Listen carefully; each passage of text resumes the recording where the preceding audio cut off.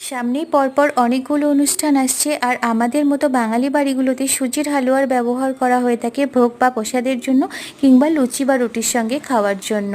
চলুন আজ আমি আপনাদের অনেক সহজে ঘরোয়া উপকরণ দিয়েই সুজির হালুয়া বানিয়ে দেখাবো, কোনো ফুড কালার বা দুধের ব্যবহার ছাড়াই।